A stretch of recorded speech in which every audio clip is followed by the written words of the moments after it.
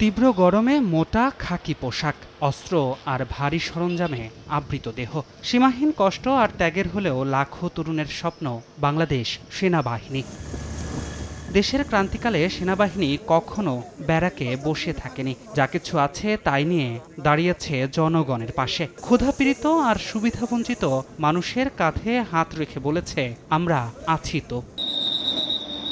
সাম্প্রতিক সময়ে কোটা সংস্কার আন্দোলন ঘিরে দেশজুড়ে শুরু হয় সহিংসতা। অরক্ষিত হয়ে পড়ে রাষ্ট্রীয় স্থাপনা, জনগণের জানমাল। পরিস্থিতি নিয়ন্ত্রণে জারি করা হয় কারফিউ। বেসামরিক প্রশাসনকে সাহায্য করতে সেনাবাহিনীকে ক্যান্টনমেন্ট এলাকার বাইরে নিয়োগ করা হয়। সেনাবাহিনী মাঠে নামার ৪৮ ঘন্টার মধ্যে পরিস্থিতি নিয়ন্ত্রণে আসে, কমে যায় সংঘাত। তবে সামাজিক মাধ্যমে সেনাবাহিনীকে নিয়ে গুজব ছড়িয়ে দেয় একটি স্বার্থান্বেষী মহল। সহিংসতা নিয়ন্ত্রণের ভিডিও এবং ছবি এডিট করে ইচ্ছে মতো ক্যাপশনে প্রকাশ করা হয় প্রমাণ ছাড়াই।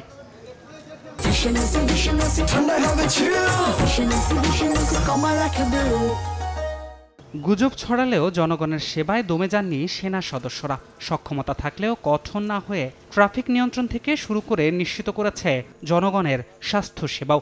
ফ্রি মেডিকেল ক্যাম্প, ঔষধ ও ত্রাণ বিতরণ করেছেন সাধ্যমতো। সেনাবাহিনী বাংলাদেশিদের কাছে এক আবেগের নাম, অহংকারের দীপ্ত প্রতীক। তাই বিভ্রান্তি কিংবা ভয় নয়, দেশের আইন শৃঙ্খলা পরিস্থিতি নিয়ন্ত্রণে জনগণকে সেনাবাহিনীর পাশে থাকার আহ্বান সংশ্লিষ্টদের। ধ্রুব ব্যানার্জি, সময় সংবাদ, ঢাকা।